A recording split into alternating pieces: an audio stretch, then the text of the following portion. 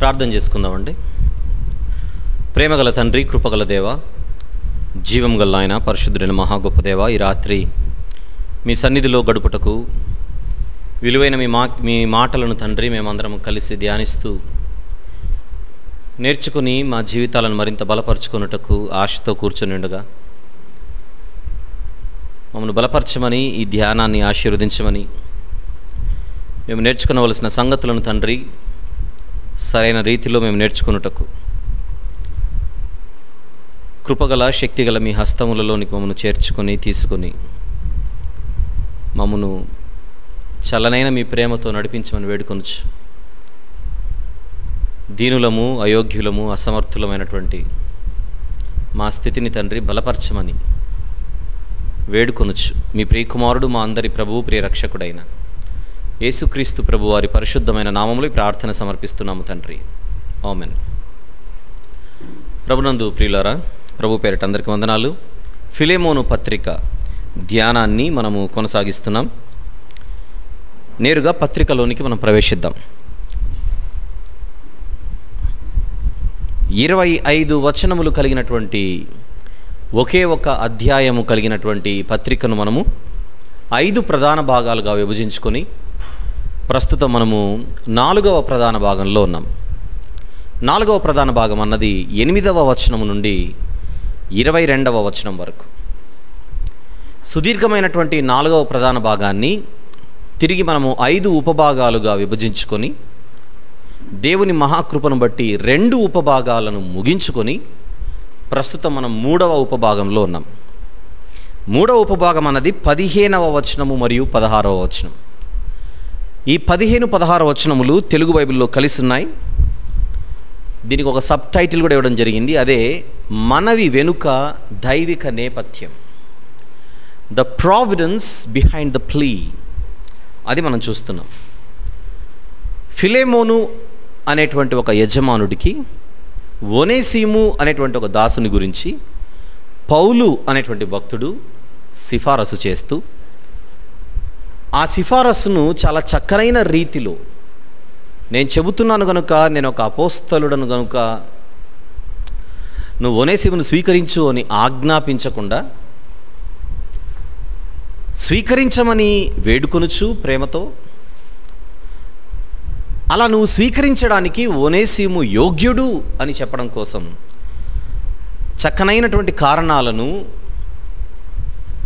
సులువుగా అర్థం చేసుకునే రీతిలో వివరిస్తూ ఆయన ఈ పత్రికను వ్రాస్తున్నాడు.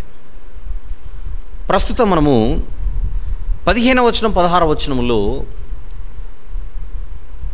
ఒనేసిము కొద్ది కాలము నీకు దూరమై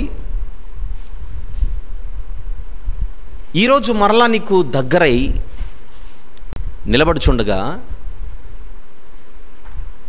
నీకు నష్టము కలుగజేసి పారిపోయినటువంటి ఒనేసిము నీకు నష్టము కలుగ చెయ్యాలన్నది దైవిక ఘటన కాదు, కానీ తప్పు చేసి, ద్రోహం చేసి, అన్యాయం చేసి, నీకు నష్టము కలిగించి నీ నుండి పారిపోయినటువంటి ఈ వ్యక్తిని దేవుడే పట్టుకొని నా చెంతకు చేర్చి ఈ బిడ్డకు వాక్యాన్ని వినిపించి అతనిలో మారుమనసు కలిగేలా తనకు అవకాశం ఇచ్చి, ప్రేరణ ఇచ్చి, ఈరోజు ఒక ప్రయోజనకరమైన వాడుగా మన కళ్ళెదుట ఒనేసిము నిలబడ్డానికి వెనకల దేవుని హస్తం ఉంది. అది నేను గమనించాను, నువ్వు కూడా గమనించాలి అని చక్కగా ఫిలెమోను గారి దృష్టికి వాస్తవాలను చాలా నిబద్ధతతో, బాధ్యతతో కూడుకున్నటువంటి ఒక మనసుతో పౌలు గారు ఈ పత్రికలో ఈ విషయాలు ప్రస్తావిస్తున్నాడు. ఈ 15వ వచనం, 16వ వచనం, ఈ 2 వచనాలను కలిపి ఒక ఉపభాగంగా మనం పరిగణించి ఇంతకుముందు 45వ సెషన్లో కొన్ని విషయాలు మనం మాట్లాడుకున్నాం. ఈరోజు ఫిలెమోను పత్రిక ధ్యానంలో 46వ సెషన్లోనికి మనం ప్రవేశిస్తున్నాం. ప్రియులారా, పౌలు గారి మనవి వెనుక ఒక దైవిక నేపథ్యం ఉన్నది అన్నది పౌలు గారు వివరిస్తున్న విషయాన్ని మనం మర్చిపోకూడదు. గత భాగంలో అనగా ముఖ్యంగా 45వ భాగంలో ఒనేసిము ఫిలెమోను గారికి నష్టం కలుగజేయడం దేవుని చిత్తం కాదు, అక్కడ తప్పు చేయడం దైవిక ప్రేరణ కాదు. కానీ తప్పు చేసి వెళ్ళిపోతున్నటువంటి వ్యక్తిని పట్టుకున్నది మాత్రం దేవుడే. అలా తప్పు చేసి సొంత నిర్ణయాలతో స్వబుద్ధిని ఆధారం చేసుకుని చరిత్రలో మనుషులు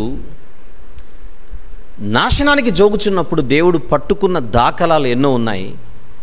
మనం సులువుగా అర్థం చేసుకోగలిగినవి కొన్ని చూద్దామని ఇంతకుముందు భాగంలో చూడడం జరిగింది. ఇక ఈరోజు అదే 15-16 వచనములను బేస్ చేసుకుని మరికొన్ని సంగతులు నేర్చుకునే ప్రయత్నం చేద్దాం. దయచేసి నేరుగా ఆ వచన భాగంలోనికి ప్రవేశిద్దాం. 15వ వచనము 16వ వచనం చదువుతున్నాను. అతడికి మీదట దాసుడిగా ఉండక దాసుని కంటే ఎక్కువవాడుగాను, ప్రియ సహోదరుడుగాను, విశేషముగా నాకును, శరీర విషయమును ప్రభు విషయమును మరి విశేషముగా నీకును, ప్రియ సహోదరుడుగాను, నీ యొద్ద ఎల్లప్పుడూ ఉండుటకే కాబోలు అతడు కొద్ది కాలము నిన్ను ఎడబాసి ఉండెను. ముందుగానే ఇక్కడ నేను ఒక విషయం చెప్పేస్తాను. ఈరోజు ఈ సుదీర్ఘమైనటువంటి వాక్య భాగంలో మనం ధ్యానించబోచున్నది కాబోలు అనేటువంటి ఒక పదం గురించి. ఈరోజు మన కాన్సన్ట్రేషన్ అంతా దాని మీద ఉంచుదాం. కాబోలు అనే పదాన్ని అందరూ చూడండి. కాబోలు అన్న దానిని ఇంగ్లీష్లో పర్హాప్స్ అన్న పదాన్ని ఉపయోగించాడు. కాబోలు తెలుగులో దీనికి మరొక పర్యాయ పదం ఒకవేళ, బహుశా, అయి ఉండొచ్చు, కావచ్చు, మేబీ, ప్రాబబ్లీ, పర్హాప్స్ ఇలాంటి పదాలన్నీ కూడా ఈ అర్థాన్ని సూచిస్తూ ఉంటాయి. ఒక విషయాన్ని ఇక్కడ మనం గమనించాలి. పౌలు గారు చాలా గొప్ప జ్ఞాని కదా. విందాం జాగ్రత్తగా. ఇక డైరెక్ట్గా మనము ఈ మెడిటేషన్లోనికి ప్రవేశిద్దాం. ఎవరు కూడా కాన్సన్ట్రేషన్ని మిస్ చేసుకోకుండా జాగ్రత్తగా వినవలసిందిగా మనవి చేస్తున్నా. పౌలు గారు చాలా గొప్ప జ్ఞాని కదా, దైవజ్ఞాని కదా. నిజానికి ఆయనకు అన్నీ తెలిసి ఉండాలి కదా.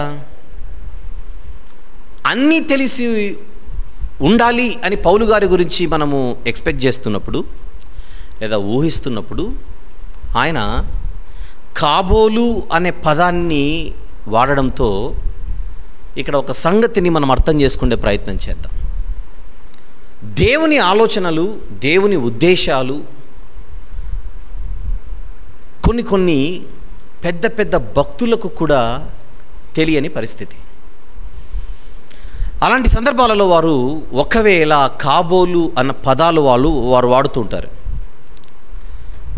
పాత నిబంధనలు అయితే కొన్ని సంగతులు ప్రవక్తలు సహితం కొన్ని విషయాలు దేవదూతల ద్వారా విన్నారు, కానీ గ్రహించలేకపోయారు. గ్రహించలేనప్పుడు వాళ్ళు అడిగారు కూడా దేవదూతలను, దీని అర్థం ఏంటి, దీని భావం ఏంటి అని అడిగినప్పుడు, ఇవి ఇప్పుడు నీకు చెప్పడానికి కుదరదు, వ్రాయమన్నది మాత్రమే వ్రాయి అని దేవదూత దేవుని చేత పంపబడి ప్రవక్తలకు చెప్పినట్టుగా మనకు చరిత్రలో కనబడుతుంది పాత నిబంధనలో. ఒక ఎగ్జాంపుల్ చూద్దాం. పాత నిబంధన ముందుగా చూద్దాం. దానియేలు గ్రంథం 12వ అధ్యాయం. దానియేలు గ్రంథము 12వ అధ్యాయం 8-9 వచనములు చూద్దాం. దానియేలు గ్రంథము 12వ అధ్యాయం 8-9 వచనములు. నేను వింటిని కానీ గ్రహింపలేకపోతుని. దానియేలు గారు మాట్లాడుతున్నమాట. దానియేలు గారు అంటే మహాజ్ఞాని. ఎంత జ్ఞాని? సకల శాస్త్ర ప్రవీణుడు అని ఆయన గురించి ఒక బిరుదు ఉంది మొదటి అధ్యాయంలో. అంతేకాదు, చక్రవర్తి అయినటువంటి నెబుకద్నెజరు కల కని మరిచిపోతే మరిచిపోయిన కళను తిరిగి చెప్పి దాని భావాన్ని చెప్పినటువంటి హిస్టరీ కలిగినవాడు. ఆయనంత జ్ఞాని బబులోను సామ్రాజ్యంలో ఎవరు లేరనే మనం చెప్పొచ్చు. అంత గొప్ప దానియేలు గారు పరలోకము నుండి ఒక వార్త వస్తే అది విన్నాడు కానీ గ్రహించలేకపోయాడు. గమనించండి, గ్రహించలేకపోగా అడుగుతున్నాడు. నా ఏలినవాడా, వీటికి అంతమేమని నేను అడుగగా అతడు, ఈ సంగతులు అంత్యకాలము వరకు మరుగుగా ఉండునట్లు ముద్రింపబడినవి గనుక దానియేలు నువ్వు ఊరకుండు. అడిగాడు, అయ్యా నువ్వు చెబుతున్న విషయాలు నేను వినగలుగుతున్నాను కానీ గ్రహించలేకపోతున్నాను. దీని అంతమేంటి, దీని వెనకల ఆంతర్యమేంటి, భావమేంటి నేను తెలుసుకోవాలనుకుంటున్నాను అని అంటే వచ్చిన సమాధానం ఏంటి? ఇవి అంత్యకాలము వరకు మరుగుగా ఉండాలి గనుక నీవు ఊరకుండు. అనగా పరలోకమందున్న దేవుడు ఎంతవరకు మనుషులకు అవసరమో అంతవరకు బయలుపరచి, ఇది వారికి అవసరం లేదు అనుకున్న చోట, ఆ కాలానికి, ఆ సమయానికి, ఆ సందర్భములో అవసరం లేదు అనుకున్న చోట దేవుడు వాటిని బయలుపరచకుండా పాత నిబంధనలో మరుగు చేసినట్టుగా మనం చూస్తున్నాం. క్రొత్త నిబంధన వచ్చేసరికి పాత నిబంధనలో ఏ సంగతులైతే మరుగు చేయబడినవో అవన్నీ కూడా బయలుపరచబడ్డాయి. పాత నిబంధనలో మరుగైన విషయాలు క్రొత్త నిబంధనలో బయలుపరచబడ్డాయి. అంతవరకు బాగానే ఉంది. మరి క్రొత్త నిబంధనలో అన్నీ బయలుపరచబడిన పరిస్థితి కళ్ళ ముందు కనబడుతుండగా పౌలు గారు, ఈయన మహాజ్ఞాని, ఈయన కూడా మహాజ్ఞాని, ఆయన మరి ఫిలెమోను పత్రికలో కాబోలు అనే పదం వాడగానే మనం ఆగి, అంటే క్రొత్త నిబంధనలో కూడా దేవుడు మనందరికీ ఎంతవరకు అవసరమో అంతవరకు బయలుపరిచి, అంతకు మించి మనం ఆలోచించవలసిన అవసరత లేని విషయాల గురించి అక్కడతో మనల్ని సైలెంట్ అయిపోమని పరోక్షంగా చెబుతున్నట్టుగా మనకు అర్థం కావాలి. ఇంకొక క్రొత్త నిబంధనలోనే ఒక ఎగ్జాంపుల్ మనం తీసుకుందాం. అపోస్తలుల కార్యములు 1వ అధ్యాయం. అపోస్తలుల కార్యములు 1వ అధ్యాయం.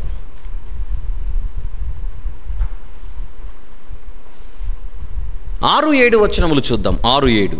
కాబట్టి వారు కూడి వచ్చినప్పుడు, ప్రభువా, ఈ కాలమందు ఇశ్రాయేలునకు రాజ్యమును మరలా అనుగ్రహించేదవా అని ఆయన అడుగగా, ఆయన కాలములను సమయములను తండ్రి తన స్వాధీనమందుంచుకొని ఉన్నాడు, వాటిని తెలుసుకొనుట మీ పని కాదు. వాటిని తెలుసుకొనుట మీ పని కాదు అని అంటే మీకంటూ కొన్ని లిమిటేషన్స్ ఉన్నాయి.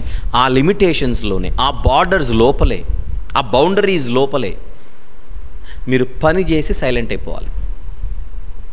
అంతకు మించి ఎక్కువగా ఆలోచించవలసిన అవసరత మీకు లేదని, ఈరోజు మనము పరలోకంలో అడుగు పెట్టడానికి దేవుడు ఎన్ని విషయాలైతే, ఎంతవరకు అయితే మనకు అవసరమో అంతవరకు తెలియజేసి, మిగిలిన విషయాలను కూడా తానే చూసుకుంటున్నట్టుగా మనకు అర్థం కావాలి.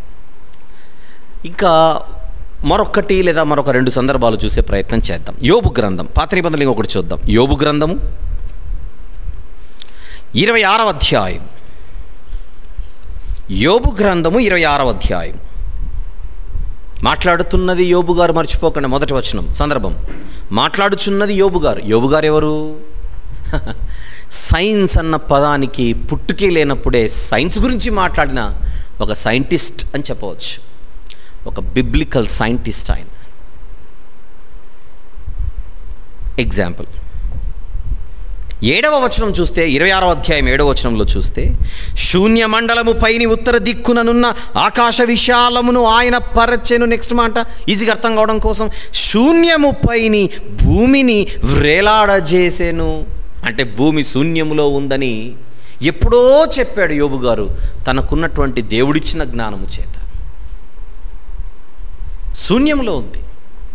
భూమి కింద ఏదో ఒక సపోర్ట్ ఉందని అనుకున్నారు కూడా ఈ ప్రపంచంలో చాలామంది, చాలా కాలం పాటు.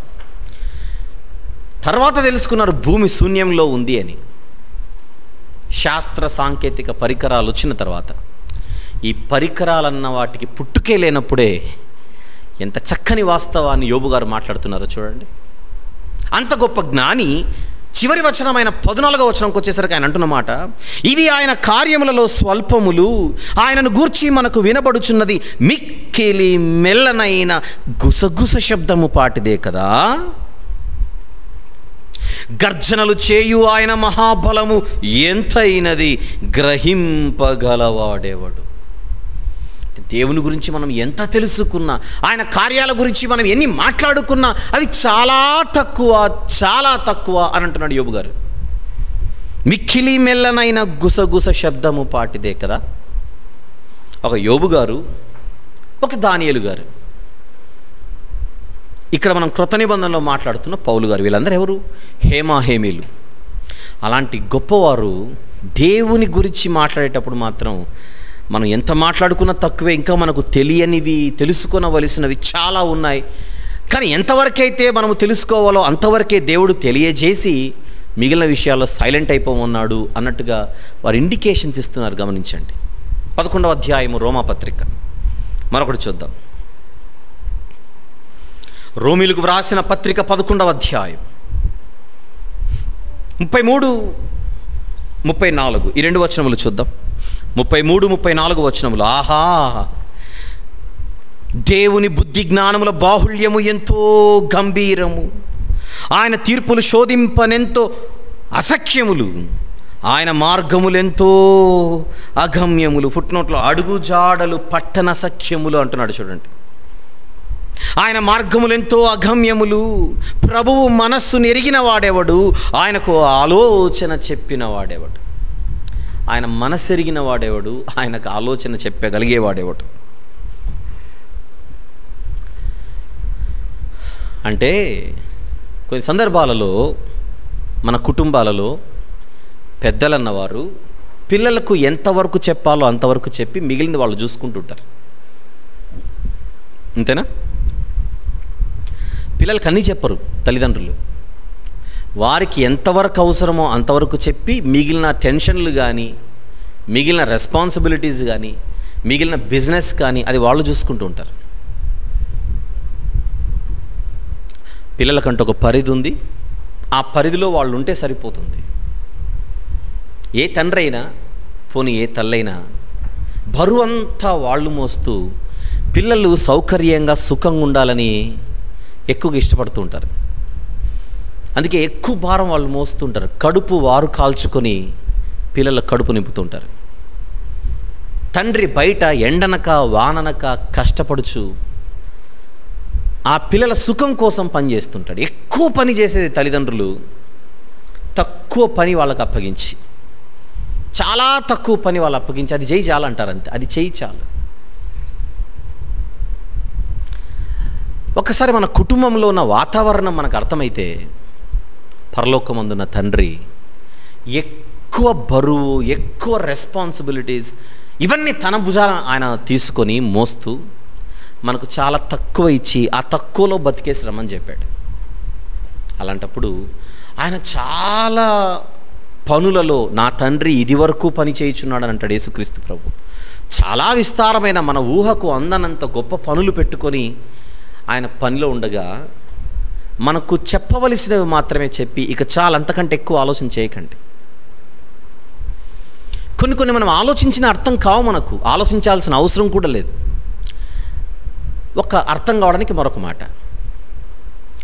ఏమండి, ఆదాము గారు పుట్టకముందు ఈ సృష్టి అంతా పుట్టింది కదా. సృష్టి పుట్టకముందు దేవదూతలు ఉన్నారు కదా. దేవదూతలు కూడా పుట్టకముందు దేవుడైతే ఉన్నాడు కదా. ఇంతకు దేవుడు ఎప్పటి నుంచి ఉన్నాడండి అని అడుగుతుంటారు అప్పుడప్పుడు. అది ప్రశ్నగానే ఉంటుంది కానీ దానికి ఆన్సర్ దేవుడు ఎప్పటి నుంచి ఉండడం ఏంటి? ఆయన నిత్యుడు. అదే ఎంత నిత్యుడైనా ఆ నిత్యత్వానికి ముందేమన్నా ఉందంటే ఇక నిత్యత్వానికి ముందేముండదు. ఇక ఎప్పటి నుంచి ఉన్నాడు అని అంటే ఎప్పటి నుంచి దేవుడు ఉన్నాడన్న ప్రశ్నకి మనకు ఆన్సర్ దొరికి చావదు. అసలు దానికి ఆన్సర్ లేదు కూడా.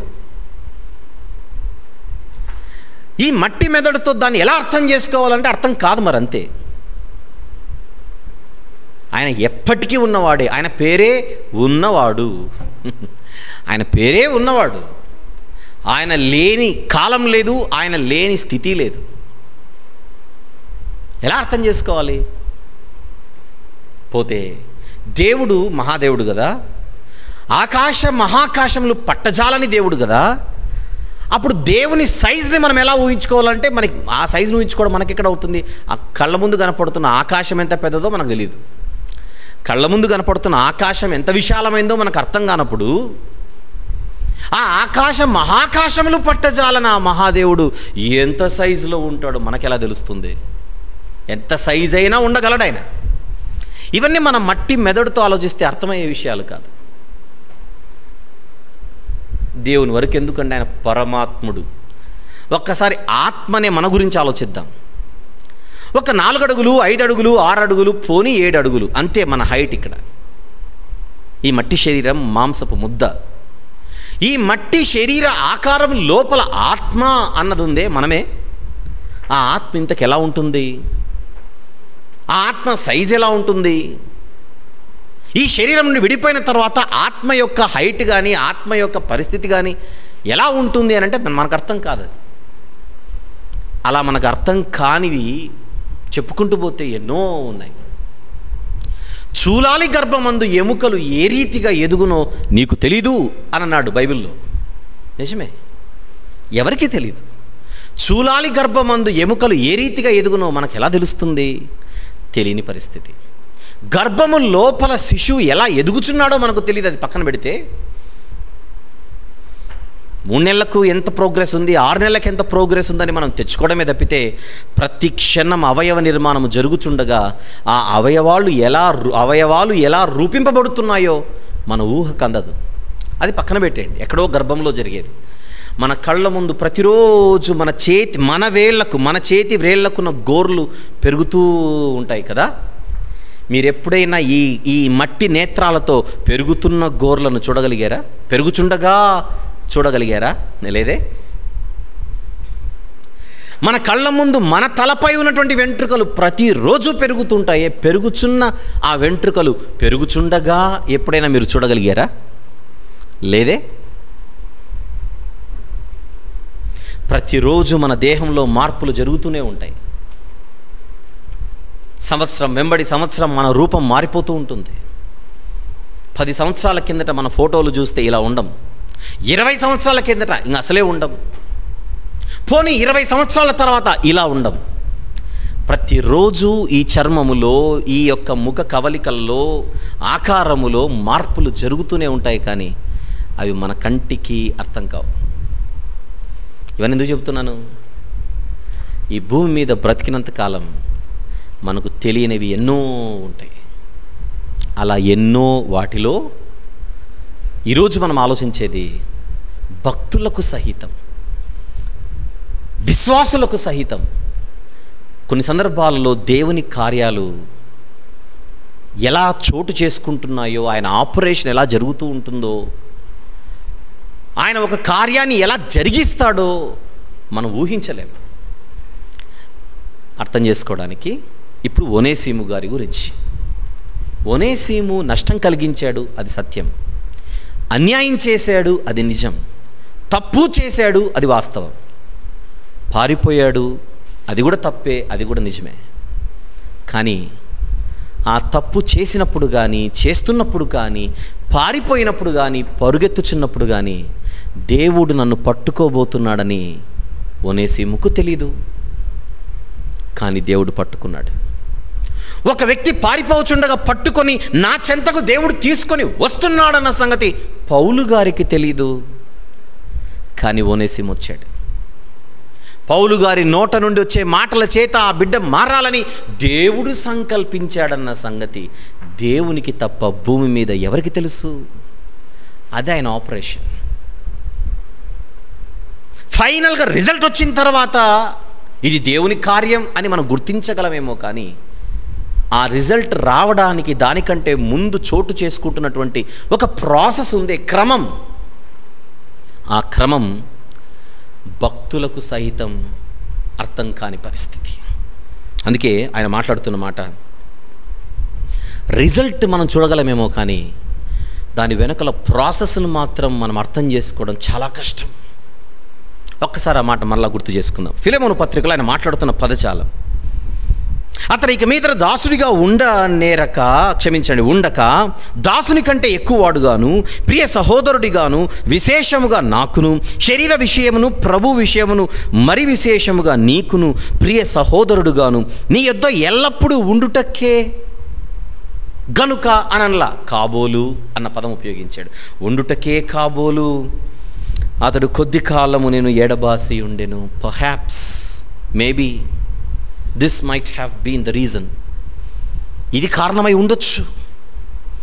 ఈరోజు ఈ స్థితిలో ఒనేసిమును మనం చూడ్డానికే కొద్ది కాలం ఎడబాటు జరిగిందేమో.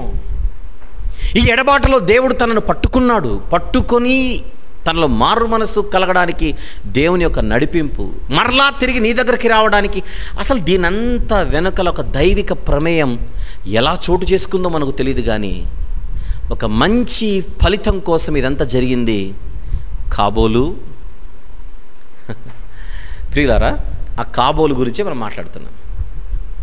కొన్ని సందర్భాలలో భక్తులకు, విశ్వాసులకు జరుగుతున్నటువంటి, కళ్ళ ముందు జరుగుతున్నటువంటి కార్యాలు ఎందుకు జరుగుతున్నాయో తెలియకపోయినా విశ్వాసులకున్న ఒక గొప్ప లక్షణం ఏంటంటే, దీని వెనుక ఏదో ఒక దైవిక ప్రమేయం, దీని వెనుకల ఏదో ఒక దేవుని ఆపరేషన్, దీని వెనుకల ఏదో ఒక దేవుని సహాయం, ఆ దేవుడు చూపించబోయే ఫలితం ఖచ్చితంగా ఉంది.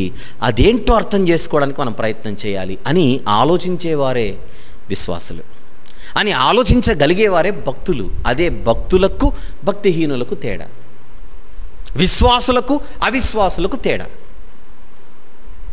ఇక్కడ కష్టాలు, ఒకవైపు ఫిలెమోనుకు కష్టం వచ్చింది ఒనేసిము వెళ్ళిపోవడం వలన, ఏదో ఒక నష్టం కలిగే ఉంటుంది అక్కడ. మరి ఒనేసిము తప్పు చేసి పారిపోవడం వలన నష్టం అనేది కేవలం ఒనేసిముకు మాత్రమే కాదు, ప్రాణభయంతో బయటికి వెళ్ళాడని. ఇక్కడ ఫిలెమోనుకు కూడా నష్టమే కలిగింది. ఒకవైపు ఫిలెమోనుకు నష్టం, మరొక వైపు ఒనేసిముకు నష్టం. ఇరు వర్గాలకి నష్టం. నష్టమనండి, కష్టమనండి, ఇబ్బందులనండి, శ్రమలనండి, అవమానాలనండి, అపనిందలనండి, నిందలు, మీ ఇష్టం ఏదన్నా కూడా. ఇలాంటి వాటి మధ్య ఒక మనిషి ఉన్నప్పుడు భక్తుడైతే ఒకలా ఆలోచిస్తాడు, భక్తిహీనుడైతే మరోలా ఆలోచిస్తాడు. విశ్వాస అయితే ఒకలా ఆలోచిస్తాడు, అవిశ్వాస అయితే మరోలా ఆలోచిస్తాడు. కష్టాలలో, ఇబ్బందులలో, శ్రమలలో, అవమానాలలో, శోధనలలో, ఇలాంటి ఎన్నో వగైరా వగైరా అలాంటి పరిస్థితుల్లో ఉన్నప్పుడు విశ్వాసి లేదా భక్తుడు ఏమని ఆలోచిస్తాడు? అనుకోకుండా, నేను ఊహించకుండానే ఇలాంటి పరిస్థితులు నాకు దాపరించాయి కదా, ఖచ్చితంగా దీని వెనుకల దేవుడు ఏదో ఒక మార్గాన్ని నాకు చూపిస్తాడు. దేవుడు నాకు ఏదో ఒక మార్గాన్ని చూపిస్తాడు. ఆ మార్గం ఎక్కడి నుంచి వస్తుందో, దేవుని సహాయం ఏ వైపు నుంచి వస్తుందో నాకు తెలీదు. కానీ ఖచ్చితంగా ఆయనను ఆశ్రయించి ఆయనను ఆనుకొని నేను బ్రతికితే ఖచ్చితంగా దేవుని యొక్క ఆపరేషన్ నేను చూడగలుగుతాను. దేవుడిచ్చే రిజల్ట్ని నేను ఖచ్చితంగా ఈ కళ్ళతో నేను చూస్తానని ఒక విశ్వాసి లేదా భక్తుడు ఎదురు చూస్తూ దానికోసం ఆశతో అపేక్షిస్తుంటాడు. అంటే భక్తుడు ఆశాజీవి. కష్టాలు వచ్చాయి కదా, ఇబ్బందులు వచ్చాయి కదా, శ్రమలు ఉన్నాయి కదా అని తన ప్రాణాన్ని తాను తీసుకునేవాడు కాదు భక్తుడు. అదే భక్తిహీనుడైతే, అదే అవిశ్వాస అయితే, కష్టాల సుడిగుండంలో చిక్కుకున్నప్పుడు, ఇబ్బందులు, అవమానాలు ఇలాంటివన్నీ ఎదురైనప్పుడు పిరికివాడై ఒక భక్తిహీనుడు తట్టుకోలేక కృంగిపోయి ఒక అవిశ్వాసి చివరికి ఆత్మహత్య అన్న పేరుతో తన ప్రాణాన్ని తానే తీసేసుకుని చేతులారా తన నాశనానికి తానే పాత్రుడవుతాడు. అది విశ్వాసికి అవిశ్వాసికి తేడా. అవిశ్వాసి కష్టాలు రాగానే కృంగిపోతాడు, విశ్వాసి కష్టాలు ఎందుకు వచ్చాయా అని ఆలోచిస్తాడు. అవిశ్వాసి కష్టాలు రాగానే ప్రాణాలు తీసుకోవాలనుకుంటాడు. విశ్వాసి లేదా భక్తుడు కష్టాలు రాగానే ఇవి ఎందుకు వచ్చాయి, దీని వెనకాల దేవుని హస్తం ఏమై ఉంది, దేవుని ఉద్దేశం ఏమై ఉండొచ్చు, దేవుని నేపథ్యం ఏమై ఉంటుంది, ఇందులో నుండి దేవుడు నాకు ఎలా సహాయం చేయబోతున్నాడు, దేవుడు నన్ను ఎలా పట్టుకోబోతున్నాడని ఆలోచిస్తూ, ఒక చోట ద్వారము మూయబడగానే ఇబ్బందుల మధ్య మరొక ద్వారం ఎలా దేవుడు తెరుస్తున్నాడు అని తెరవబడబోయే ద్వారం కోసం ఎదురు చూస్తాడు భక్తుడు. ఎంత గొప్ప జీవితం. కాబోలు అనే పదం మనం చదువుకున్నట్టే ఉంటుంది. కానీ నిలబడి ఆలోచిస్తే ఒకవేళ కాబోలు అన్న పదాలు విశ్వాస జీవితంలో ఎప్పుడూ అవి చావవు. భక్తుని జీవితంలో ఆ పదాలు ఎప్పుడు కూడా బతికే ఉంటాయి. ఎన్ని ఇబ్బందుల మధ్య ఉన్నా కూడా బహుశా ఒకవేళ దేవుడు ఇక్కడ ఏదో నాకు నేర్పిస్తున్నాడు, దేవుడు ఇక్కడ ఏదో నాకు నేర్పిస్తూ నన్ను బలపరుస్తున్నాడు, దేవుడు ఇక్కడ ఏదో ఈ పరిస్థితి వలన, ఈ సంఘటన వలన, ఈ యొక్క స్థితిగతుల వలన వీటి ద్వారా దేవుడు నాతో మాట్లాడుతున్నాడు. కొద్ది కాలపు ఈ తాత్కాలికమైనటువంటి కష్టాలను దేవుడు నాకు ఇచ్చింది ఎక్కడో మరలా దేవుడు నన్ను ఒక బెటర్ పొజిషన్లో ఉంచడం కోసమే. This is how a believer, a faithful person thinks. తన ఆలోచన విధానం అలా ఉంటుంది. ఈ సందర్భంగా నేను కొన్ని సందర్భాలు మీకు చూపించాలని ఇష్టపడుతున్నా. అందులో ముందుగా ప్రవక్త అయిన ఇర్మియా గారు. చూడండి, ఈరోజు మనం ఈ కోణంలో ఆలోచించినప్పుడు ఎన్ని చక్కనైన విషయాలు మనకు బయటపడతాయో జాగ్రత్తగా చూద్దాం. ఈ సందర్భంగా నేను వారి ఆ యొక్క సందర్భాలలోనికి ప్రవేశించే ముందుగా మీతో కూడా నేరుగా మాట్లాడుతున్నాను. మీలో ఎవరైనా ఇబ్బందులు, కష్టాలు, భయంకరమైనటువంటి పరిస్థితుల మధ్య ప్రయాణం చేస్తూ ఉంటే గుర్తుపెట్టుకోండి, మీరు కృంగిపోతూ ఉంటే అవిశ్వాసులు అవుతారు. బలహీనపడుతూ పిరికివారుగా మీరు భయపడుతూ ఉంటే మీరు భక్తిహీనులు అవుతారు. కానీ భక్తులకు భక్తిహీనులకు తేడా ఏంటో ఇప్పుడు నేను చూపించబోయే సందర్భాలన్నిటిని మీరు చూసి గ్రహించవలసిందిగా ప్రభుపేట మనవి చేస్తున్నాం. ముందుగా ప్రవక్త అయిన ఇర్మియా గారు సందర్భం. బబులోనీయులు భయంకరమైనటువంటి దాడి త్వరలో యూదుల మీద చేయబోతున్నారని బాగా తెలిసినవాడు ఇర్మియా గారు. దేవుని ఉగ్రత, దేవుని తీర్పు ఆల్రెడీ ఫిక్స్ అయిపోయింది. ఇక ఆ ఉగ్రత కుమ్మరించబడమే తరువాయి అనేటువంటి పరిస్థితుల మధ్య ఇర్మియా గారు నిర్బంధింపబడిన వాడై, తాను బంధింపబడి ఉండి, బారూకు అనేటువంటి తన సహచరుణ్ణి పిలిచి, నేను బయటికి రాలేని పరిస్థితి, కానీ నీవు మాత్రం ప్రజల మధ్యకి వెళ్ళి, ఈరోజు నేను ఏ విషయాలైతే చెప్పానో అవన్నీ నువ్వు రాసావు కదా గ్రంథస్థం చేసి, ఆ గ్రంథము తీసుకొని ప్రజల మధ్యకి వెళ్ళి వారి మధ్య ఈ మాటలను నువ్వు వినిపించు. అలా వినిపించే క్రమంలో నేను ఎందుకు వినిపించమంటున్నానో నాలోని ఉద్దేశం కూడా విను అని ఆయన ఏం చెబుతున్నాడో ఒకసారి చూద్దాం. ఇర్మియా గ్రంథము 36వ అధ్యాయం తీద్దాం. ఇర్మియా గ్రంథము 36వ అధ్యాయం ఒకసారి 6-7 వచనములు చూద్దాం. మీరు మొదటి నుంచి 7 వచనములు రాసుకోండి, ఈజీగా అర్థమవుతుంది. తర్వాత చదువుకుంటే మీరు 6-7 వచనములు చూద్దాం. కాబట్టి నీవు వెళ్ళి ఉపవాస దినమున యెహోవా మందిరములో ప్రజలకు వినబడునట్లు నేను చెప్పగా నీవు పుస్తకంలో వ్రాసిన యెహోవా మాటలను చదివి వినిపించుము. తమ పట్టణముల నుండి వచ్చి యూదా జనులందరికీ వినబడునట్లుగా వాటిని చదివి వినిపించవలెను. నెక్స్ట్ మాట చూడండి, 7వ వచనంలో ఒకవేళ, పర్హాప్స్, బహుశా, పాసిబిలిటీ ఉంది, ఒకవేళ వారి విన్నపములు యెహోవా దృష్టికి అనుకూలమగునేమో, ఒకవేళ వారు తమ చెడు మార్గము విడుతురేమో. ఏమో, ట్రై చేద్దాం. అయిపోలేదు, ఇంకా ఇప్పటికీ అయిపోలేదు, ఇప్పటికీ ఛాన్స్ ఉంది. ఆ ప్రజలు మారు మనసు పొంది మోకరిల్లి ప్రార్థన చేస్తే దేవుని పాదాల చెంత ఆయన కనికరించి కురిపిస్తాననుకున్న ఉగ్రతను ఆయన తీసివేస్తాడేమో. ఒకవేళ ఏమో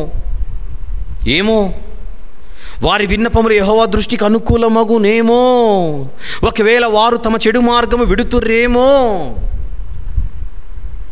అసలు ఆయన పరిస్థితే బాగలేదు ఇర్మియా గారిది. ఆయనే లోపల ఉన్నాడు, బయటికి రాలేని పరిస్థితి. తన పరిస్థితే సరిగా లేకపోయినా బయట సుఖంగా బ్రతుకుతున్న వారికి రాబోయే ప్రమాదము గురించి తెలిసిన వాడై, ఎరిగిన వాడై వారిని కాపాడాలన్న ఉద్దేశంతో it's not too late yet, ఇప్పటికి ఇంకా మించిపోయింది ఏమీ లేదు, ఉంది ఇప్పటికీ. ఇర్మియా గారిలోని ఒక ఆశాజీవిని చూడండి అక్కడ. ఎంత అద్భుతమైనటువంటి విశ్వాసం ఆయనకి, ఎంత గొప్ప భక్తి ఆయనకు. మరికొన్ని చూద్దాం. దానియేలు గ్రంథం. ఇప్పుడు మనం చూడబోయేది ప్రవక్త అయిన దానియేలు గారు. ఎవరి గురించిది? చక్రవర్తి అయిన నెబుకద్నెజరు అనేటువంటి ఆయనకి ఒక స్వప్నం వస్తుంది. ఆ స్వప్నంలో ఒక చెట్టు కనబడుతుంది. ఆ చెట్టు గురించి విషయం అర్థం కాక నెబుకద్నెజరు చివరికి దానియేలును ఆశ్రయిస్తే ఆయన స్వప్న భావము చెప్పి అతి త్వరలో నీ పరిస్థితి భయంకరంగా మారబోతోంది. నువ్వు గడ్డి తినే రోజులు, లిటరల్గా అక్షరాల గడ్డి తినే రోజులు దగ్గరున్నాయి అని విషయం అంతా చెప్పి ఆయన ఒక మాట చెబుతున్నాడు. చూద్దాం 27వ వచనంలో, దానియేలు గ్రంథం 4వ అధ్యాయము 27వ వచనం చూద్దామా. రాజా నా యోచన నీ దృష్టికి అంగీకారం అగునుగాక. దయచేసి వినండి. ఒకవేళ చూడండి అన్నమాట, ఒకవేళ నీవు నీ పాపములు మాని నీతి న్యాయములను అనుసరించి నీవు బాధ పెట్టిన వారి యందు కరుణ చూపిన ఎడల నీకున్న క్షేమము నీకిక మీదట ఉండును అని దానియేలు ప్రత్యుత్తరం ఇచ్చాడు. Still there is possibility. మించిపోయింది ఏమీ లేదు. ఈ స్వప్న భావం వినగానే గుండె పగిలి చావాల్సిన అవసరం ఏం లేదు. నీవు అవకాశం ఉంది. నిన్ను తగ్గించుకొని, నీ అహంకారం ఆకాశం అంత ఎత్తులో ఉంది ఈరోజు. ఆ అహంకారాన్ని చంపేసి సర్వోన్నతుడైన దేవుని ఎదుట నిన్ను నువ్వు తగ్గించుకొని దీన మనస్కుడై, క్షమించు దేవా, ఆకాశమునకును భూమికి సృష్టికర్త అయిన దేవా నువ్వు మొరపెడితే నిన్ను క్షమిస్తాడు ఖచ్చితంగా. ఏ అపాయము ఏ ప్రమాదము రాకుండా. యాక్చువల్గా నీ గురించి judgement is over. Judgement copy ready అయింది అక్కడ, పంపడమే పైనుంచి అంతే. ఇంకా కానీ ఒక్కసారి నిన్ను నువ్వు తగ్గించుకుంటే నీ క్షేమము నీ సుఖము నీతోనే ఉంటాయి. ట్రై చేయి. మించిపోయింది ఏమీ లేదు. నేను చెబుతున్నాను కదా అని దానియేలు గారు ఒక చక్కనైనటువంటి ఒక నిర్దేశకత్వాన్ని ఎలా చూపిస్తున్నాడో ఒక్కసారి మీరు చూడండి. గైడెన్స్. అక్కడ ఇర్మియా గారు చెబుతున్నది అదే, ఇక్కడ దానియేలు గారు చెబుతున్నది అదే. భక్తులకున్న ఒక గొప్ప లక్షణమే అది. కష్టాలు తీరిన తర్వాత దేవుని దగ్గరికి రావాలనుకోరు. కష్టాలలోనే దేవుణ్ణి ఇంకా గట్టిగా అంటి పెట్టుకోవాలని ఆలోచిస్తుంటారు. కష్టాలలోనే. ప్రియులారా, కొన్ని సందర్భాలలో మనం తెలిసి తెలియక కొన్ని మాటలు చెబుతుంటాం. కొన్ని ఇబ్బందులు, కొన్ని కష్టాలు రాగానే దేవునికి, ఆయన సన్నిధికి, దేవుని పిల్లల సహవాసానికి దూరం అయిపోయి పిచ్చివారిగా మనము తయారైపోయి రోడ్ల మీద తిరుగుతుంటాం. మన స్నేహితులు, తోటి విశ్వాసులు ఎవరైనా కూడా మనల్ని పలకరించి, ఏంటండి మీ పరిస్థితి ఇలా అయిపోయింది, రండి అని అంటే, ఈ కష్టాలన్నీ పోయిన తర్వాత నేను వస్తానంటారు. కష్టాలన్నీ పోయిన తర్వాత రావాలనంటే ఇక చావు వస్తేనే అవన్నీ పోతాయి. అప్పుడు ఇంకా పెద్ద కష్టాలు వస్తాయి. కష్టాలు వచ్చినప్పుడు దేవుని సహవాసానికి, దేవుని సన్నిధికి దూరమయ్యేవాడు భక్తుడు కాదు. ఆ కష్టాలలోనే ఇంకా దేవునికి దగ్గరికి రావాలి. అప్పుడు దేవుడు ఒక చక్కని ద్వారాన్ని తెరిచి అద్భుతమైనటువంటి అనుభవాన్ని మనకు కలిగిస్తాడు. కష్టాలలో ఉన్నటువంటి ఇర్మియా కాలంలోని ప్రజలు మేము ప్రమాదంలో ఉన్నామని తెలియక బ్రతుకుతుంటే అర్జెంటుగా ఇబ్బందికరమైన, భయంకరమైనటువంటి అపాయకరమైన పరిస్థితుల మధ్య దేవుని సన్నిధికి రమ్మని చెబుతున్నాడు ఇర్మియా గారు. ఇక్కడ నెబుకద్నెజరుకి దానియేలు గారు బోధిస్తున్నది కూడా అదే. అది గుర్తుపెట్టుకొని మరికొంతమంది ప్రవక్తల దగ్గరికి వెళ్దాం. యోవేలు అనేటువంటి ప్రవక్త దగ్గరికి వెళ్దాం ఒకసారి. యోవేలు గ్రంథం 2వ అధ్యాయం. ఇక్కడ కూడా భయంకరమైన శత్రు భయం పొంచి ఉంది అని చెప్పడం కోసం యోవేలు గారు చాలా విషయాలు ఇక్కడ చెబుతూ 2వ అధ్యాయంలో విషయమంతా చెప్పి, రాబోయే విపత్తు గురించి చెప్పి, రాబోయే విపత్తు. యూట్యూబ్లో మీకు యోవేలు గ్రంథ వివరణ మొత్తం వివరించాను. చాలా అద్భుతమైనటువంటి గ్రంథం అది. ఖచ్చితంగా వినండి. మీరు ట్రూ విజ్డమ్ మినిస్ట్రీస్ అనేటువంటి యూట్యూబ్ ఛానల్లోకి వెళ్ళి అందులో ప్లేలిస్ట్స్ అన్న చోటికి వెళ్తే మీకు అక్కడ యోవేలు గ్రంథం కనబడుతుంది. గ్రంథాల వివరణలో ఖచ్చితంగా వినండి. చాలా అద్భుతమైనటువంటి గ్రంథం అది. ఒకసారి 13-14 వచనములు చూద్దాం. 2వ అధ్యాయము యోవేలు గ్రంథం 13-14 వచనములు.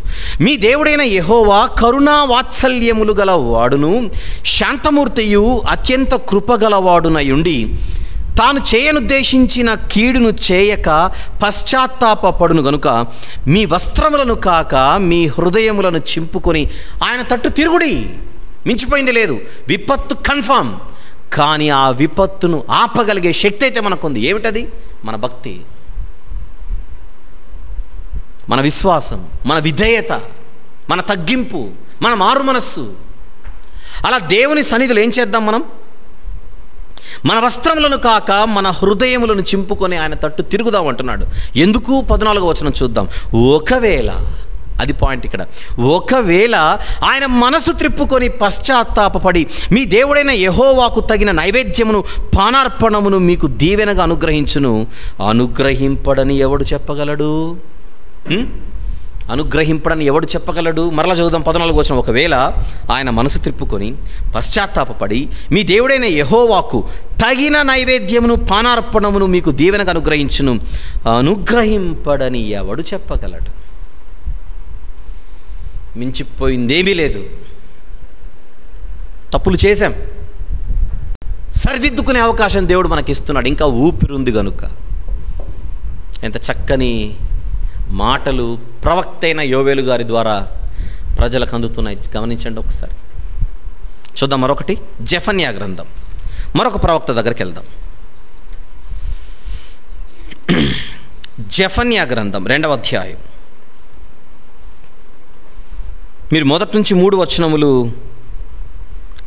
వ్రాసుకోవాల్సిందిగా మనవి చేస్తున్నాను. 1 నుంచి 3 వచనములు 2వ అధ్యాయం జెఫన్యా గ్రంథం 1 నుంచి చదువుతున్నా. సిగ్గుమాలిన జనులారా కూడిరండి, పొట్టు గాలికి ఎగురునట్లు సమయము గతించుచున్నది. తీర్పు విధి నిర్ణయము కాకమునుపే, యెహోవా కోపాగ్ని మీ మీదికి రాకమునుపే, మిమ్మల్ని శిక్షించుటకై యెహోవా ఉగ్రత దినము రాకమునుపే కూడిరండి. దేశంలో సాత్వికులై ఆయన న్యాయ విధులను అనుసరించు సమస్త దీనులారా, యెహోవాను వెదకుడి. మీరు వెదకి వినయము గలవారై నీతిని అనుసరించిన ఎడల, నెక్స్ట్ మాట, ఒకవేళ ఆయన ఉగ్రత దినమున మీరు దాచబడుతారు. భయంకరంగా ఉంది పరిస్థితి. అయితే అంధకారం, చీకటి, అత్యంత భయంకరమైన విపత్తు రాబోచున్నది. కానీ ఆ యొక్క భయంకరమైన విపత్కర పరిస్థితులలో మీరు కాపాడబడాలి అని అంటే మీకున్నటువంటి ఏకైక మార్గం ఇదే. రండి అంటే ఈ భక్తులందరూ కూడా చెబుతున్నది ఒకే ఒకటి. కష్టాల మధ్య కృంగిపోకుండా లేవనెత్తే దేవుని దగ్గరకు వచ్చి ఆయనను ఆశ్రయిస్తే ఆదుకునే దేవుడు, ఆదరించే దేవుడు మన దేవుడు, కరుణా వాత్సల్యములు కలిగినటువంటి దేవుడు అని ఒక చక్కనైన ఆప్టిమిజం ఎలా వారు నింపుతున్నారో చూడండి ఒకసారి.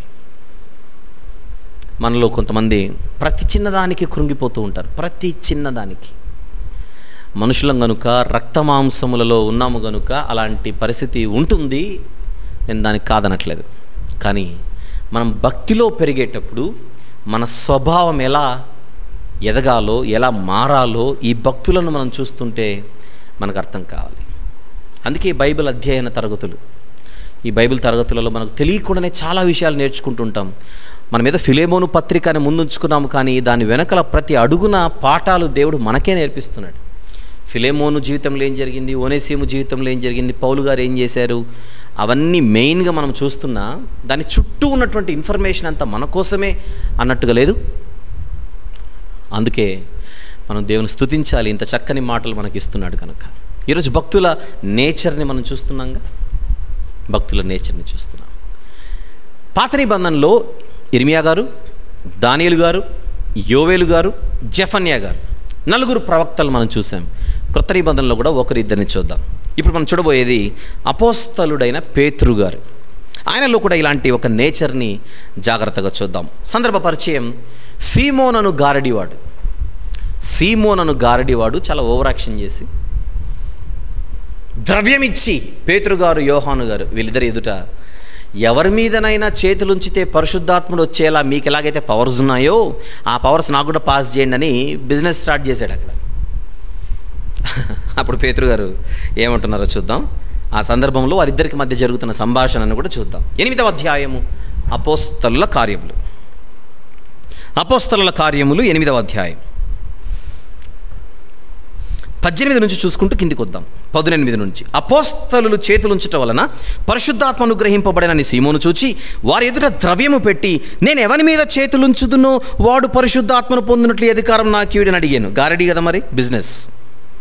అందుకు పేతురు, నీవు ద్రవ్యమిచ్చి దేవుని వరము సంపాదించుకొందువని తలంచుకొనినందున నీ వెండి నీతో కూడా నశించునుగాక.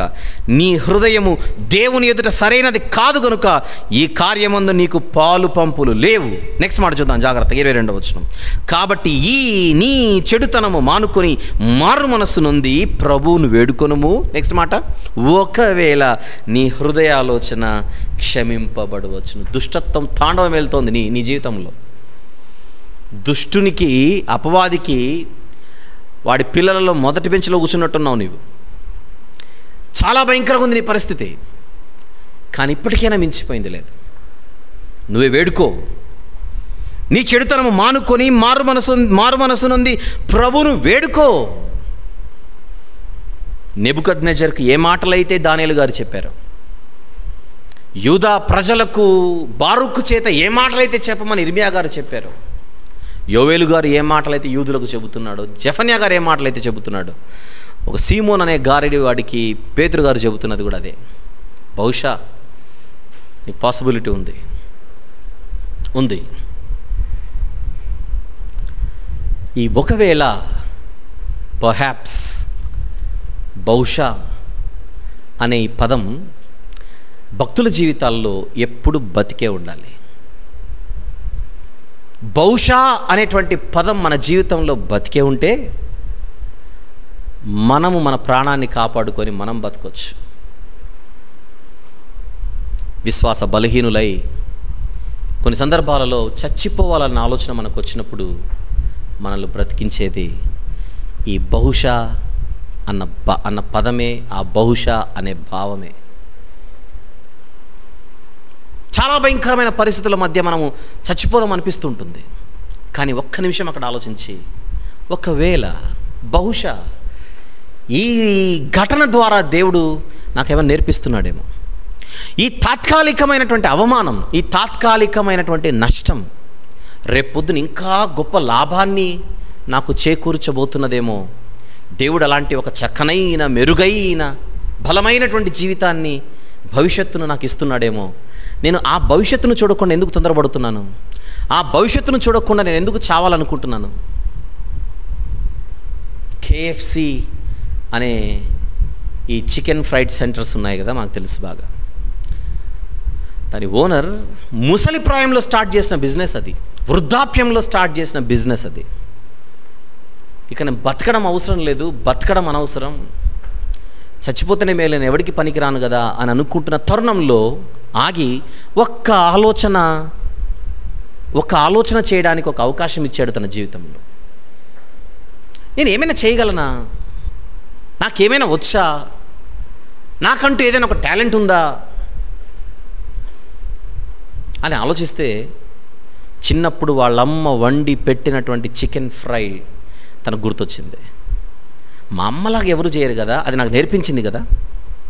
మా అమ్మలాగా చేసినటువంటి ఆ చికెన్ ఫ్రై ఇంతవరకు ఎవరూ చేయలేదు నా జీవితంలో, నేను చూడలేదు. ఆ టేస్ట్ ఎవరు నాకు ఇవ్వలేదు. అంటే ఆ రెసిపీ నా దగ్గర మాత్రమే ఉంది, ఎవ్వరికి రానిది ప్రపంచంలో ఇప్పుడు నాకు వచ్చన్నమాట. దీన్నే నేను మార్కెట్ చేస్తాను,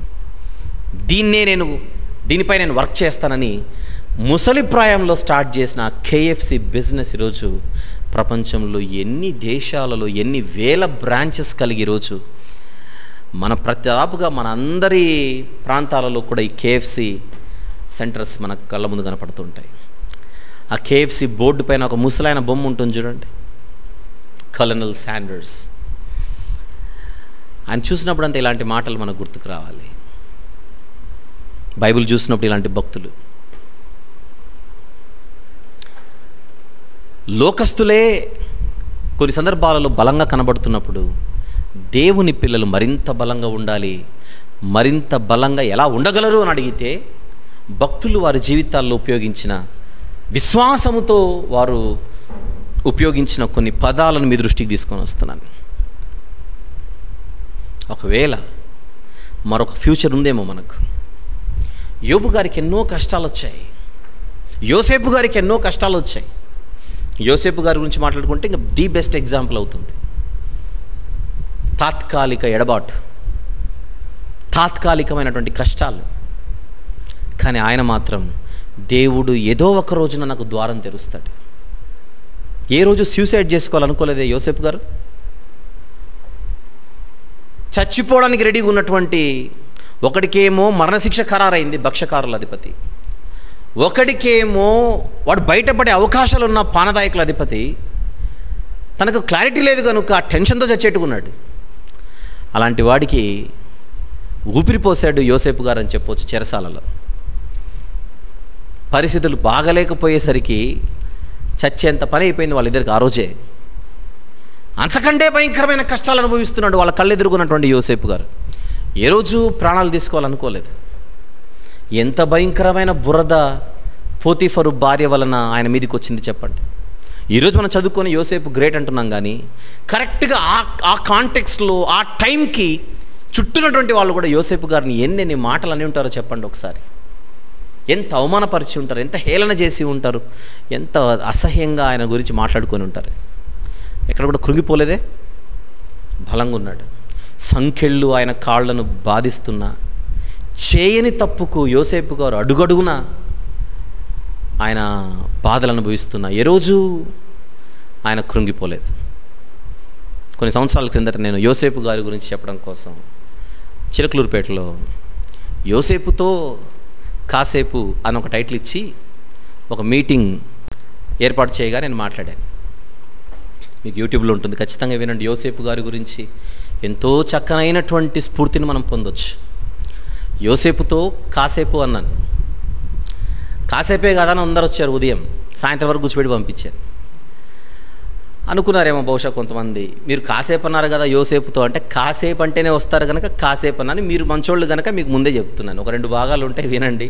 చక్కగా చాలా స్ఫూర్తిని మీరు పొందొచ్చు యోసేపు అనేటువంటి భక్తుని ద్వారా. All right. పోతే ఈ సందర్భంగా మన పౌలు గారి గురించి కూడా ఒక మాట మనం మాట్లాడుకోవాలి. కొరింథీయులకు రాసిన మొదటి పత్రిక 9వ అధ్యాయం. ఆయన తన జీవితంలో తీసుకుంటున్నటువంటి జాగ్రత్త చూడండి, ఎంత చక్కనైన జాగ్రత్త కనబడుతుంది.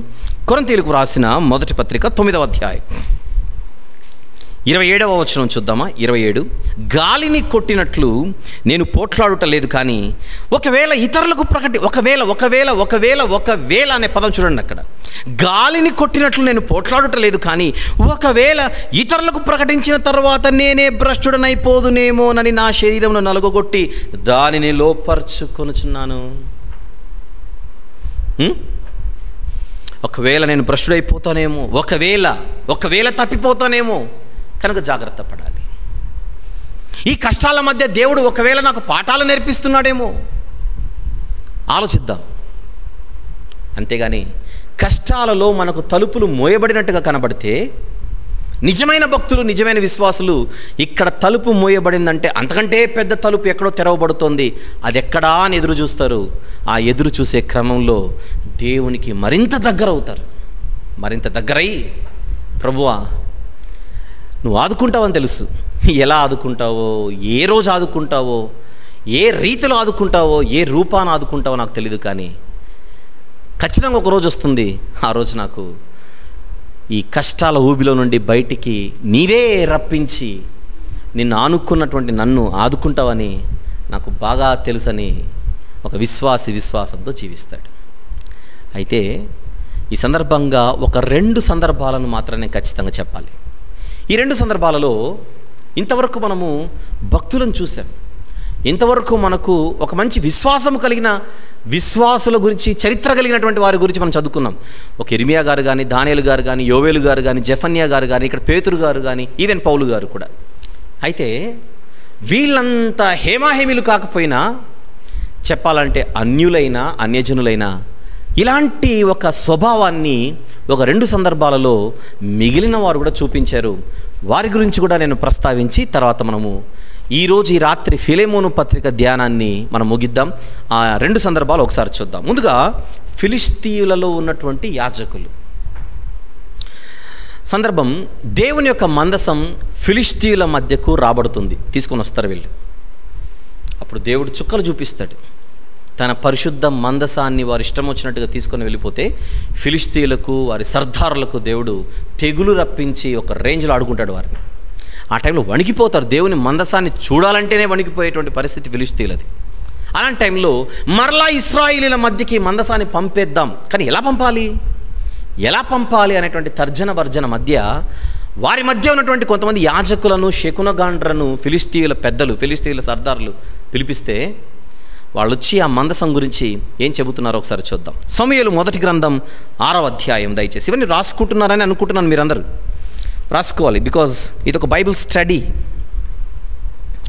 మర్చిపోకూడదు. సమూయేలు మొదటి గ్రంథం 6వ అధ్యాయము మొదటి నుండి 5 వచనములు దయచేసి వ్రాసుకోండి. మొదటి నుంచి 5 వచనములు, కానీ నేను నేరుగా 5వ వచనం చదువుతున్నాను. కాబట్టి మీకు కలిగిన గడ్డలుగాను భూమిని పాడు చేయు పందికొక్కులుగాను నిరూపించబడిన గడ్డలను చుంచులను చేసి పంపించి ఇశ్రాయేలీల దేవునికి మహిమను చెల్లింపవలెను.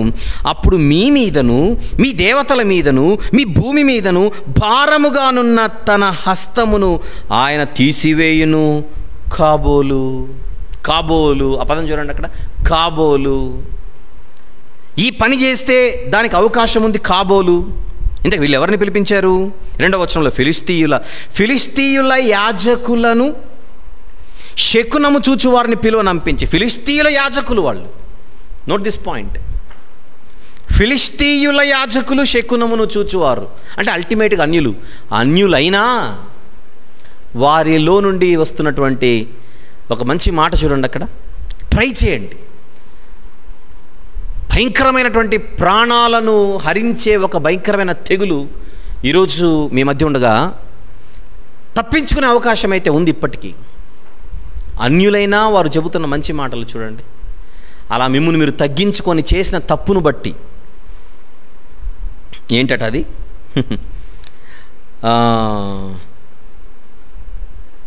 3వ వచనం చూస్తే అపరాధార్థమైన అర్పణము అని అంటాడు. 3వ వచనంలో వారు ఇశ్రాయేలీల దేవుని మందసమును పంపివేయను ఉద్దేశించిన ఎడల ఊరకయే పంపక ఏ విధము చేతనైనను ఆయనకు అపరాధార్థమైన అర్పణము చెల్లించి పంపండి. అపరాధమైందని చెప్పండి, తప్పైందని చెప్పండి ఆయన ఎదుట. ఇశ్రాయేలీల దేవుడు మామూలు దేవుడు కాదు. పట్టింపులకు పంతాలకు వెళ్లకుండా ఇప్పటికీ ఆయన ఏంటో మీకు చూపించాడు కనుక 4వ అధ్యాయం నుంచి మీరు చదివితే, తర్వాత 5వ అధ్యాయం కూడా మీరు చదివితే దేవుడు, ముఖ్యంగా 5వ అధ్యాయం చదివి మీరు 6వ అధ్యాయానికి వస్తే విషయం అర్థమవుతుంది. ఆయన ఏంటో మీకు చూపించాడు, ఆయన శక్తి ఏంటో మీకు చూపించాడు కనుక మిమ్మల్ని మీరు తగ్గించుకొని తప్పు అయిపోయిందని ఒప్పుకోండి, బహుశా ఆయన మిమ్మల్ని క్షమించవచ్చు. కాబోలు అనే పదం ఉంది చూడండి అక్కడ చివరన. మీ మీదను, మీ దేవతల మీదను, మీ భూమి మీదను భారముగానున్న తన హస్తమును ఆయన తీసివేయును. కాబోలు. గమనిస్తున్నారా? ఫిలిస్తీన్ల మధ్య మనం వింటున్నటువంటి ఒక చక్కని మాట అది. ఇక మరొక చోటికి వెళ్దాం. ఇక్కడ కూడా అన్ని జనులే. ఎవరు వీళ్ళు? అష్షూరీయులు. ఇక్కడ ఫిలిస్తీన్లు, మరొక చోట అష్షూరీయులు. ఎవరు అష్షూరీయులు? నీనెవే పట్టణస్థులు.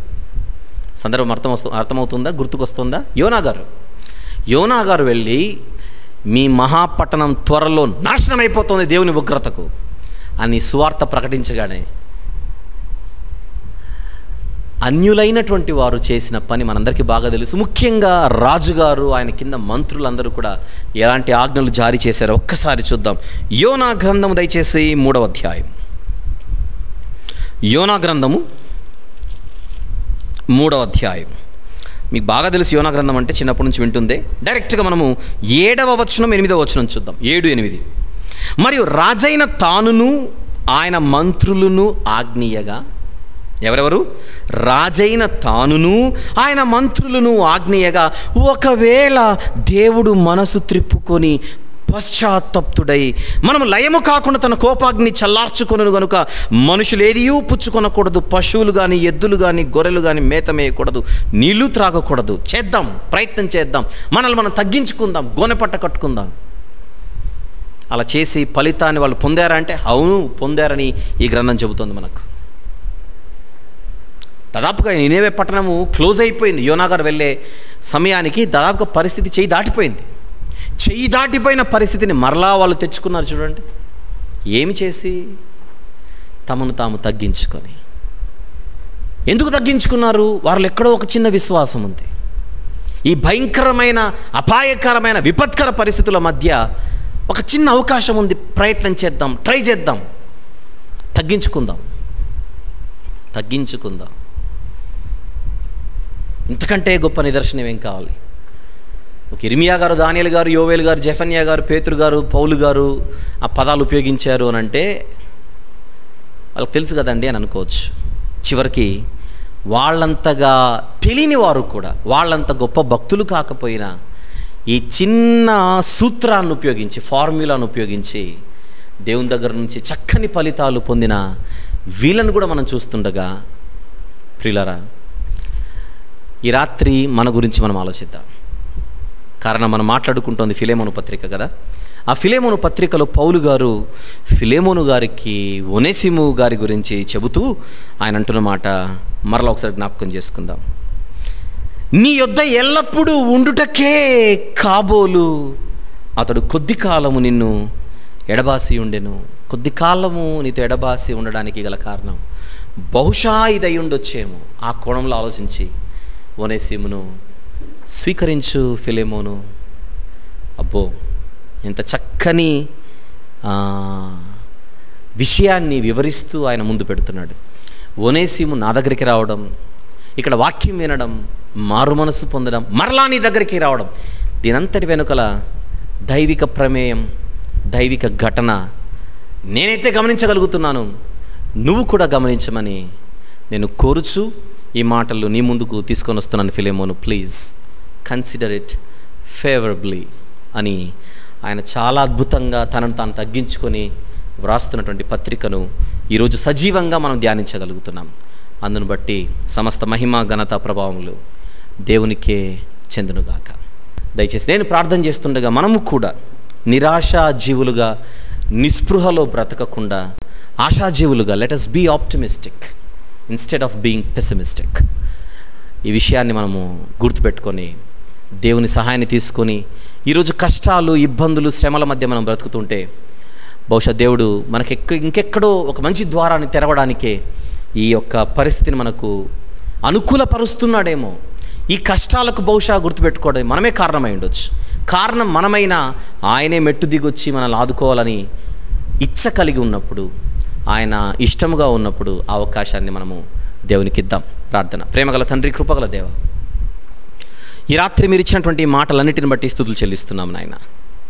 ఒకవేళ, బహుశా, కాబోలు అనేటువంటి పదాలు వేటికో మేము వాడుతూ ఉంటాం, కానీ అవసరమైన పరిస్థితులలో మీ ప్రమేయం ఏ రీతిగా ఉన్నదో, మీ ఆపరేషన్ ఎలాగున్నదో తెలుసుకోవడానికి ఈ పదాలను మేము మా మనసుల్లో ఉంచుకొని ఈ విశ్వాస జీవితంలో మరింత బలంగా మేము ముందుకు సాగుటకు ఇలాంటి మాటలన్నిటినీ తండ్రి మా హృదయాల్లో పదిలపరచమని ప్రార్థిస్తున్నాను. ఓపికగా మీ వాక్యాన్ని మీ పిల్లలు వింటున్నారు తండ్రి, వారి ఆసక్తిని ఆశీర్వదించమని కొద్దిసేపు విరామం మేము తీసుకొని మరలా గలతీ పత్రికలోనికి ప్రవేశించడానికి మమ్మల్ని బలపరచమని కోరచ్చు. యేసుక్రీస్తు ప్రభు వారి పరిశుద్ధమైన నామములో ఈ ప్రార్థన సమర్పిస్తున్నాము తండ్రి. ఆమేన్.